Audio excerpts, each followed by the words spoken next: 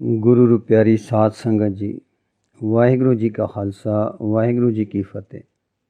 Professor Puran Singh ji की कमोलक रचना है जिस दा सिरलेख है परोपकारी अते कीर्ति।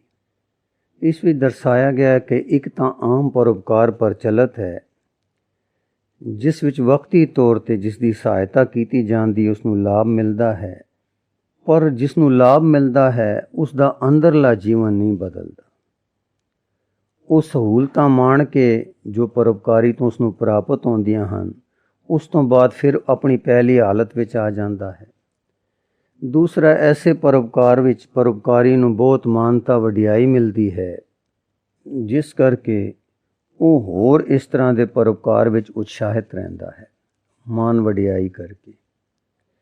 ਪਰ ਇੱਕ ਹੋਰ ਪਰਉਪਕਾਰ ਹੈ ਅਸਲੀ ਪਰਉਪਕਾਰ, ਤੇ ਅਸਲੀ ਪਰਉਪਕਾਰੀ ਕਿਵੇਂ ਕਿਸੇ ਦੇ ਅੰਦਰਲੇ ਪਾਪਾਂ ਨੂੰ ਨਸ਼ਟ ਕਰਕੇ ਅੰਦਰਲਾ ਸੁੱਖ ਪ੍ਰਦਾਨ ਕਰਦੇ ਹਨ ਅਤੇ ਇਸ ਪਰਉਪਕਾਰ ਦੀ ਕੀਮਤ ਉਹਨਾਂ ਨੂੰ ਕੀ ਦੇਣੀ ਪੈਂਦੀ ਹੈ, ਇਸ ਦਾ ਵਿਸਥਾਰ ਅੱਜ ਦੀ ਲਿਖਤ ਵਿੱਚ ਹੈ। ਆਓ ਪਿਆਰ ਨਾਲ ਸਰਵਣ ਕਰਨ ਦੀ ਕੋਸ਼ਿਸ਼ ਕਰੀਏ ਜੀ। ਇਹ ਪਰਉਪਕਾਰੀ ਦਾ ਸ਼ਹਿਰ ਸੀ। ਉਸਨੇ ਗਰੀਬਾਂ ਲਈ ਬਿਲਡਿੰਗਾਂ ਬਣਵਾਈਆਂ ਹੋਈਆਂ ਸਨ। ਗਰੀਬ ਬਹੁ ਗਿਣਤੀ ਵਿੱਚ ਆਉਂਦੇ, ਉਹਨਾਂ ਨੂੰ ਦੋਹਾਂ ਵੇਲਿਆਂ ਦਾ ਖਾਣਾ ਅਤੇ ਚਿੱਟੇ ਦੁੱਧ ਬਸਤਰ ਮਿਲਦੇ, ਪਰ ਉਹ ਗਰੀਬ ਹੀ ਰਹਿੰਦੇ। ਆਪਸ ਵਿੱਚ ਲੜਦੇ ਝਗੜਦੇ, ਇੱਕ ਦੂਜੇ ਦੇ ਕੱਪੜੇ ਚੁਰਾਉਂਦੇ, ਆਪਸ ਵਿੱਚ ਲੜਦੇ ਤੇ ਇੱਕ ਦੂਜੇ ਨੂੰ ਗਾਲੀਆਂ ਦਿੰਦੇ। ਉਹਨਾਂ ਨੂੰ ਕੋਈ ਸ਼ਾਂਤੀ ਨਹੀਂ ਸੀ। ਉਹ ਅਜੇ ਵੀ ਪੀੜਤ ਸਨ। ਉਹ ਰੋਂਦੇ ਕੁਰਲਾਉਂਦੇ ਅਤੇ ਦੁਖੀ ਰਹਿੰਦੇ। ਹਾਂਜੀ, ਫਿਰ ਦੁਹਰਾ ਦਈਏ, ਉਹਨਾਂ ਨੂੰ 2 ਵੇਲਿਆਂ ਦਾ ਖਾਣਾ ਅਤੇ ਚਿੱਟੇ ਦੁੱਧ ਬਸਤਰ ਮਿਲਦੇ, ਪਰ ਉਹ ਗਰੀਬ ਹੀ ਰਹਿੰਦੇ। ਆਪਸ ਵਿੱਚ ਲੜਦੇ ਝਗੜਦੇ, ਇੱਕ ਦੂਜੇ ਦੇ ਕੱਪੜੇ ਚੁਰਾਉਂਦੇ, ਆਪਸ ਵਿੱਚ ਲੜਦੇ ਤੇ ਇੱਕ ਦੂਜੇ ਨੂੰ ਗਾਲੀਆਂ ਦਿੰਦੇ। ਉਹਨਾਂ ਨੂੰ ਕੋਈ ਸ਼ਾਂਤੀ ਨਹੀਂ ਸੀ। ਉਹ ਅਜੇ ਵੀ ਪੀੜਤ ਸਨ। ਉਹ ਰੋਂਦੇ ਕੁਰਲਾਉਂਦੇ ਅਤੇ ਦੁਖੀ ਰਹਿੰਦੇ।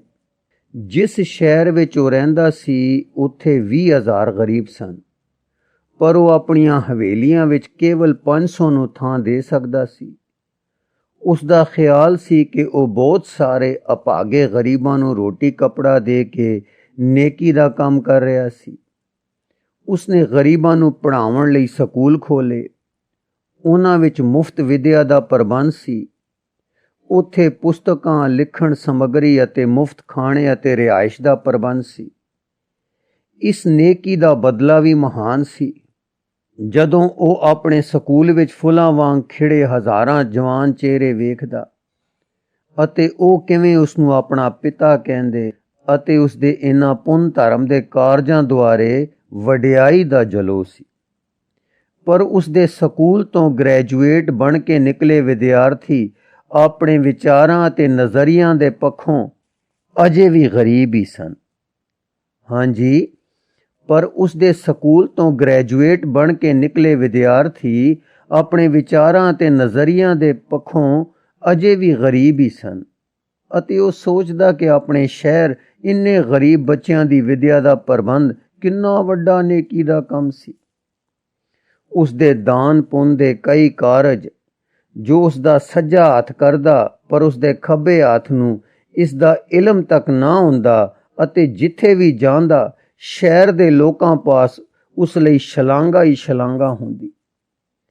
ਉਸੇ ਸ਼ਹਿਰ ਵਿੱਚ ਇੱਕ ਗੁਮਨਾਮ ਮਜ਼ਦੂਰ ਵੀ ਵਸਦਾ ਸੀ। ਅਸੀਂ ਉਸਨੂੰ ਕਿਰਤੀ ਕਹਿ ਲੈਂਦੇ ਹਾਂ। ਉਹ ਰੋਜ਼ੀ ਕਮਾਉਣ ਲਈ ਮਿਹਨਤ, ਮਜ਼ਦੂਰੀ ਅਤੇ ਖੂਨ ਪਸੀਨਾ ਇੱਕ ਕਰਦਾ।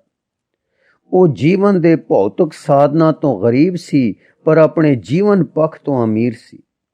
ਕੋਈ ਉਸਨੂੰ ਜਾਣਦਾ ਨਹੀਂ ਸੀ। ਗਰੀਬ ਤੱਕ ਵੀ ਉਸਨੂੰ ਨਹੀਂ ਸਨ ਜਾਣਦੇ।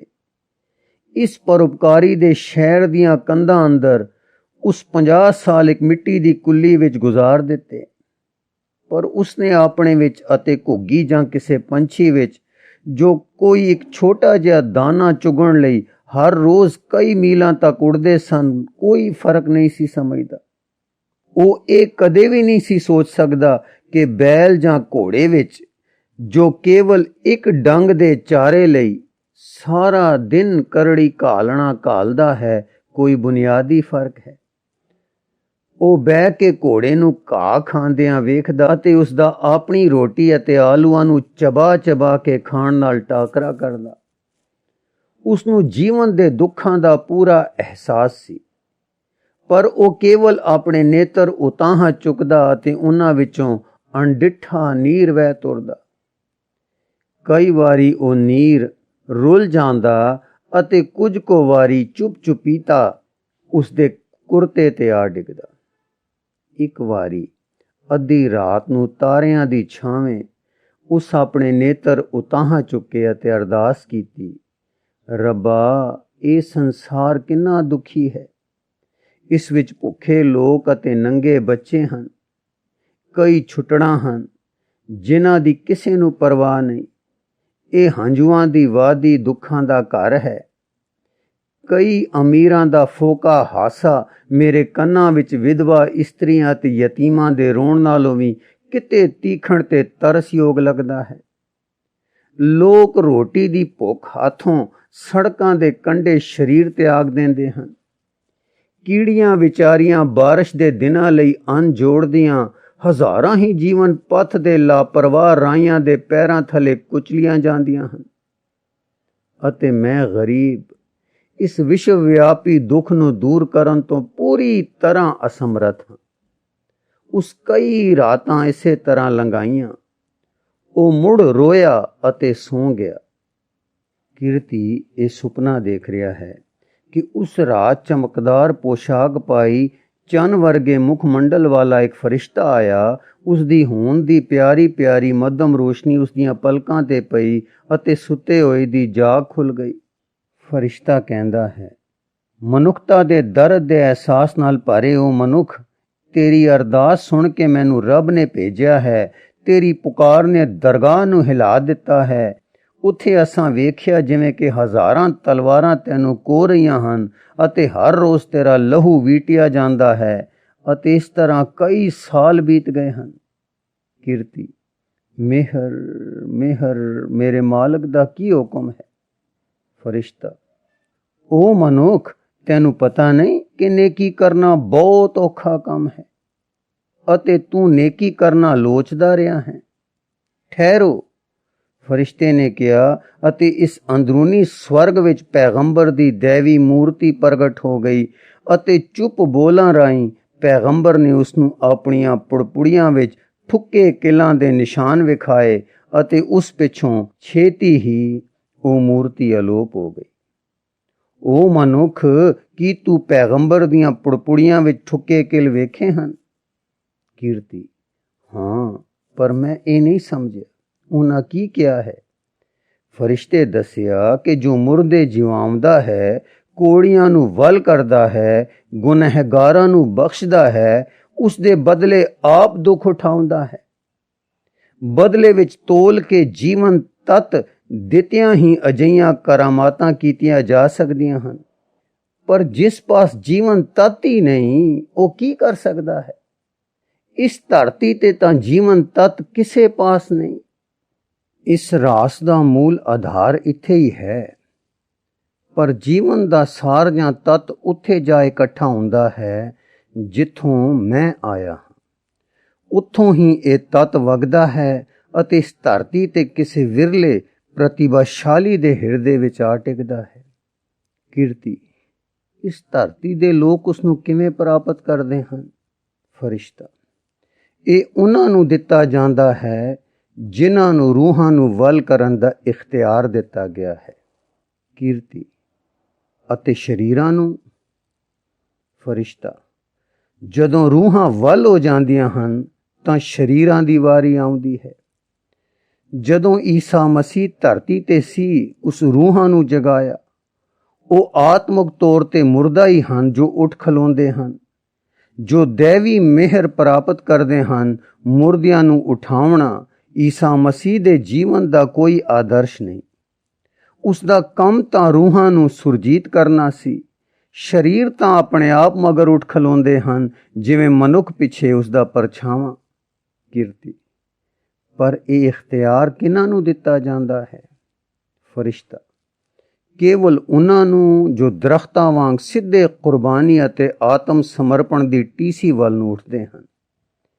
ਇੱਕ ਨਿਰਜਿੰਦ ਮਕੈਨਿਕੀ ਢੰਗ ਨਾਲ ਨਹੀਂ, ਸਗੋਂ ਸਮਰਪਣ ਜੋ ਤੁਰੰਤ ਅਤੇ ਸੰਪੂਰਨ ਹੈ, ਜੋ ਸੰਸਾਰ ਦੇ ਮਹਾਨ ਬ੍ਰਹਿਮੰਡੀ ਪਸਾਰੇ ਦੀ ਆਤਮਾ ਨਾਲ ਅਭੇਦ ਹੋ ਕੇ ਬਿਤਾਏ ਜੀਵਨ ਦਾ ਸਿੱਟਾ ਹੈ। ਸੰਖੇਪ ਵਿੱਚ ਮੈਂ ਇਸ ਨੂੰ ਬ੍ਰਹਿਮੰਡੀ ਸਮਰਪਣ ਕਹਾਂਗਾ। ਬ੍ਰਹਿਮੰਡੀ ਸਮਰਪਣ ਗਿਆਨ ਦਾ ਅੰਤ ਨਹੀਂ, ਸਗੋਂ ਜੀਵਨ ਕਾਰਜ ਹੈ। ਇਹ ਮੌਤ ਨਹੀਂ, ਸਗੋਂ ਮੌਤ ਦਾ ਅੰਤ ਹੈ। ਕੇਵਲ ਉਦੋਂ ਹੀ ਮਨੁੱਖ ਨੂੰ ਜੀਵਨ ਦੀ ਸਵੈ ਪਛਾਣ ਹੁੰਦੀ ਹੈ ਕਿ ਉਹ ਸਾਰੇ ਸਰੀਰਕ ਬੰਧਨਾਂ ਤੋਂ ਮੁਕਤ ਹੋਇਆ ਸੰਸਾਰ ਉੱਪਰ ਸੂਰਜ ਵਾਂਗ ਚਮਕ ਉੱਠਦਾ ਹੈ। ਕੇਵਲ ਉਹ ਹੀ ਲੋਕਾਂ ਦਾ ਦੁੱਖ ਦੂਰ ਕਰ ਸਕਦੇ ਹਨ, ਜਿਨ੍ਹਾਂ ਤੇ ਪਰਮਾਤਮਾ ਦੀ ਇਸ ਤਰ੍ਹਾਂ ਮਿਹਰ ਹੁੰਦੀ ਹੈ, ਹੋਰ ਕੋਈ ਨਹੀਂ ਕਰ ਸਕਦਾ। ਅਤੇ ਕਿਰਤੀ ਤੇ ਮਿਹਰ ਦਾ ਹੜ੍ਹ ਆਇਆ। ਉਸ ਨੂਰ ਦੀ ਇੱਕ ਚੁੰਮਕੀ ਨਦੀ ਉਹਦੇ ਵੱਲ ਵਗਦੀ ਆਉਂਦੀ ਵੇਖੀ ਅਤੇ ਉਸੇ ਤਰ੍ਹਾਂ ਮਹਿਸੂਸ ਕੀਤਾ ਜਿਵੇਂ ਕੋਈ ਇਸਤਰੀ ਮਰਦਾਵੀ ਰੂਹ ਦੇ ਪ੍ਰਵੇਸ਼ ਦੇ ਅਹਿਸਾਸ ਨਾਲ ਮਹਿਸੂਸਦੀ ਹੈ। ਉਹ ਵਿਸਮਾਦ ਵਿੱਚ ਜਿਵੇਂ ਗੂੰਗਾ ਹੋ ਗਿਆ ਅਤੇ ਉਸ ਸਮੇਂ ਇਖਤਿਆਰ ਉਸ ਨੂੰ ਮਿਲ ਗਿਆ। ਅਤੇ ਫਰਿਸ਼ਤੇ ਨੇ ਕਿਹਾ, ਪਰ ਉਹ ਮਨੁੱਖ, ਇਹ ਚੇਤੇ ਰੱਖੀ, ਜਿਸ ਨੂੰ ਤੂੰ ਦੁੱਖ ਕਹਿੰਦਾ ਹੈ ਉਹ ਦੁੱਖ ਨਹੀਂ। ਦੁੱਖ ਦੇ ਵੀ ਅਣਗਿਣਤ ਪੱਖ ਹਨ। ਸੰਸਾਰ ਦੇ ਦੁੱਖ ਤਾਂ ਕੇਵਲ ਉਸ ਦਾ ਆਰੰਭ ਹੀ ਹਨ। ਫਰਿਸ਼ਤੇ ਅਸੀਮ ਦਇਆ ਕਾਰਨ ਦੁਖੀ ਹਨ। ਉਹ ਦੁੱਖ ਸਭ ਤੋਂ ਗੰਭੀਰ ਹੈ ਅਤੇ ਬੁੱਤ ਰਹਿਤ ਰੂਹਾਂ ਬੁੱਤਾਂ ਵਾਲੀਆਂ ਨਾਲੋਂ ਬਹੁਤ ਜ਼ਿਆਦਾ ਦੁਖੀ ਹਨ। ਫਿਰ ਦੁਹਰਾ ਦਈਏ, ਸੰਸਾਰ ਦੇ ਦੁੱਖ ਤਾਂ ਕੇਵਲ ਉਸ ਦਾ ਆਰੰਭ ਹੀ ਹਨ ਤੇ ਫਰਿਸ਼ਤੇ ਅਸੀਮ ਦਇਆ ਕਾਰਨ ਦੁਖੀ ਹਨ। ਉਹ ਦੁੱਖ ਸਭ ਤੋਂ ਗੰਭੀਰ ਹੈ ਅਤੇ ਬੁੱਤ ਰਹਿਤ ਰੂਹਾਂ ਬੁੱਤਾਂ ਵਾਲਿਆਂ ਨਾਲੋਂ ਬਹੁਤ ਜ਼ਿਆਦਾ ਦੁਖੀ ਹਨ। ਉਸਨੇ ਇਹ ਕਿਹਾ ਅਤੇ ਜਗਮਗਾਉਂਦੇ ਆਕਾਸ਼ ਵਿੱਚ ਇੱਕ ਨੰਗੀ ਨਿਰਬਲ ਇਸਤਰੀ ਦਿਸ ਆਈ। ਉਸ ਦੇ ਵਾਲ ਖਿਲਰੇ ਹੋਏ ਸਨ ਅਤੇ ਦੁੱਖ ਨੇ ਸਾਹ ਸੱਤ ਖਿੱਚ ਲਿਆ ਹੋਇਆ ਸੀ। ਉਸ ਦੀਆਂ ਪਤਲੀਆਂ ਸੁੰਦਰ ਬਾਹਾਂ ਸਨ, ਡੂੰਘੀਆਂ ਝਰਦੀਆਂ ਤੇ ਕਾਲੀ ਵੈਲਵਟ ਵਰਗੀਆਂ ਮਸ਼ਾਲੀ ਅੱਖਾਂ ਸਨ। ਉਹ ਦੁੱਖ ਦੀ ਅਰਸ਼ੀ ਪ੍ਰਤਿਮਾ ਸੀ ਅਤੇ ਉਹ ਕਿਰਤੀ ਦੇ ਕੋਲੋਂ ਕੀਰਨੇ ਪਾਉਂਦੀ ਤੇ ਵਿਰਲਾਪ ਕਰਦੀ ਲੰਘੀ। ਇਹ ਦੁੱਖ ਪੀੜਤ ਸਰਾਪਾ ਹੁਸਨ ਸੀ। ਫਰਿਸ਼ਤੇ ਨੇ ਪੁੱਛਿਆ, ਕੀ ਤੁਸਾਂ ਉਸ ਦਾ ਦੁੱਖ ਵੇਖਿਆ ਹੈ? ਉਹ ਆਪਣੇ ਪਤੀ ਦੇ ਸਵਰਗਵਾਸ ਹੋ ਜਾਣ ਦੇ ਅਸਹਿ ਦੁੱਖ ਵਿੱਚ ਜੀਵਨ ਰੋਲ ਕੇ ਮਰੀ ਹੈ। ਉਸ ਦਾ ਪਤੀ ਇੱਕ ਵੱਖਰੇ ਮੰਡਲ ਵਿੱਚ ਹੈ। ਠਹਿਰੋ। ਜਦੋਂ ਫਰਿਸ਼ਤੇ ਨੇ ਹੱਥ ਉੱਪਰ ਉਠਾਇਆ, ਆਕਾਸ਼ ਦਾ ਘੁੰਡ ਲੱਥਾ ਅਤੇ ਦਰਾੜ ਵਿੱਚੋਂ ਇੱਕ ਨੌਜਵਾਨ ਨੇ ਝਾਕਿਆ, ਜੋ ਆਪ ਐਡੈਨਿਸ ਸੀ, ਅਪਾਲੋ ਦਾ ਸਾਥੀ। ਹੰਸੂ ਕਰਦਾ, ਗਲ ਚਮਕਦੇ ਰਤਨਾਂ ਦੀ ਮਾਲਾ ਵਾਲਾ। ਉਸ ਦੀ ਮੌਜੂਦਗੀ ਬਿਜਲੀ ਵਾਂਗ ਚਮਕਾ ਛੱਡਦੀ ਸੀ। ਕੋਈ ਵੀ ਉਸ ਹੁਸਨ ਵੱਲ ਇੱਥੋਂ ਤੱਕ ਕਿ ਸੁਪਨੇ ਦੀ ਹਾਲਤ ਵਿੱਚ ਵੀ ਇੱਕ ਟੱਕ ਨਹੀਂ ਸੀ ਵੇਖ ਸਕਦਾ। ਵੇਖੋ ਉਸ ਵਿੱਚ ਕਿੰਨੀ ਜਾਨ ਹੈ। ਉਸ ਵਿੱਚ ਜੀਵਨ ਤੱਤ ਹੈ ਜੋ ਭਲਾ ਕਰ ਸਕਦਾ ਹੈ। ਆਪਣੀ ਪਤਨੀ ਨੂੰ ਦੁਖੀ ਵੇਖ ਉਸ ਦੇ ਮੱਥੇ ਤੇ ਵੱਟ ਪੈਂਦੇ ਹਨ, ਪਰ ਉਹ ਉਸ ਦੀ ਮਦਦ ਨਹੀਂ ਕਰ ਸਕਦਾ। ਇੱਥੋਂ ਦੀਆਂ ਸ਼ਖਸੀਅਤਾਂ ਅਗੰਮੀ ਸੰਗੀਤ ਦੀਆਂ ਸੁਰਾਂ ਹਨ ਅਤੇ ਇੱਥੇ ਕੇਵਲ ਜੁੜੀਆਂ ਰੂਹਾਂ ਹੀ ਆ ਮਿਲਦੀਆਂ ਹਨ। ਕੀਰਤੀ, ਪਰ ਉਸ ਦੀ ਪਤਨੀ ਦਾ ਕੀ ਬਣੇਗਾ? ਕਿੰਨਾ ਚਿਰ ਉਹ ਵਿਛੋੜੇ ਦੀ ਅੱਗ ਵਿੱਚ ਸੜਦੀ ਰਹੇਗੀ? ਫਰਿਸ਼ਤਾ, ਤੂੰ ਕੀ ਕਹਿ ਸਕਦਾ ਹੈ ਜੇ ਮੈਂ ਕਹਾਂ ਕਿ ਸਦੀਆਂ ਹੀ? ਕੀਰਤੀ, ਜ਼ੁਲਮ। ਫਰਿਸ਼ਤਾ, ਇੱਕ ਭੁੱਖੀ ਇਸਤਰੀ ਵਧੇਰੇ ਦੁਖੀ ਹੁੰਦੀ ਹੈ ਜਾਂ ਉਹ? ਕੀਰਤੀ, ਪਿਆਰ ਤਸੀਹੇ ਤਾਂ ਤਲਵਾਰ ਦਾ ਘਾਵ ਹਨ। ਮਿਹਰ ਮਿਹਰ ਮਿਹਰ। ਫਰਿਸ਼ਤਾ, ਅੱਛਾ, ਇਸ ਤਰ੍ਹਾਂ ਦੁੱਖਾਂ ਦੇ ਵੀ ਦਰਜੇ ਹਨ ਅਤੇ ਕੋਈ ਉਹਨਾਂ ਨੂੰ ਦੂਰ ਵੀ ਕਰਦਾ ਹੈ। ਕੀਰਤੀ, ਮੈਂ ਉਸ ਦਾ ਦੁੱਖ ਦੂਰ ਕਰਨਾ ਅਤੇ ਉਸ ਨੂੰ ਸੰਗੀਤਕ ਸੁਰ ਬਣਾਉਣਾ ਚਾਹੁੰਦਾ ਹਾਂ ਤਾਂ ਜੋ ਉਹ ਜਾ ਕੇ ਆਪਣੇ ਪਤੀ ਨੂੰ ਮਿਲ ਸਕੇ ਜੋ ਵੀ ਉਸ ਦੀ ਉਡੀਕ ਕਰ ਰਿਹਾ ਹੈ। ਫਰਿਸ਼ਤਾ, ਪਰ ਉਹ ਸਰੀਰ ਵਿੱਚ ਨਹੀਂ, ਤੂੰ ਬੁੱਤ ਵਿੱਚ ਹੈ। ਤੂੰ ਉਸ ਦਾ ਦੁੱਖ ਦੂਰ ਨਹੀਂ ਕਰ ਸਕਦਾ। ਕੀਰਤੀ, उसका दुख कौन दूर कर सकता है? फरिश्ता, तेरा मालक। कीर्ति, पर मैं अपने मालक नूं अरदास राही ही जानदा हाँ। फरिश्ता, हाँ, अरदास सुने जान ते उसका दुख दूर हो जाएगा। कीर्ति, ओ मालक, इसका दुख दूर करन दी किरपालता कर। किसे रूह नूं दुखी वेखना किन्ना भयानक है। ओ मालक, एक कामना रहत दुख है। ओ देह त्याग चुकी है, उसकी रूह भी जा रही है। रोशनी दा एक झलकारा उसदे सीस दुआले घुमिया, उसदे नेत्र मीटे गए, उसनूं हेठ चा पटकाया अते ओ जिवें खत्म हो गया अते उस विधवा दी रोंदी रूह उसदियां बंद अखां दे सामने आ गई अते उसदी निर्बल रूह बड़ी हौली जी पुकार उठी, रहम रहम। जदों उस अख उगाड़ी उसने फरिश्ते नूं अपने सामने खलोता वेखिया। कीर्ति दा चेहरा गुनाह दी कालख नाल धुआखिया पिया सी। उसदी खब्बी बांह नूं अधरंग सी अते दिल विच अनेकां वहम भरे सन। फरिश्ता, की तुसां ए ब्रह्मंडी कारज वेख्या है कि किवें दरगाह विच सर्व शक्तिमान वालों मनुख दे स्वै सिरजत दुख कट दिते जांदे हन? कीर्ति, हाँ। फरिश्ता, तेरे मुंह दा रंग काला अते तेरी खब्बी बांह नूं अधरंग हो गया है। तेरा मन वहमां भरमां नाल भर गया है। तेरे दृढ़ विश्वास दियां जड़ां हिल गईयां हन।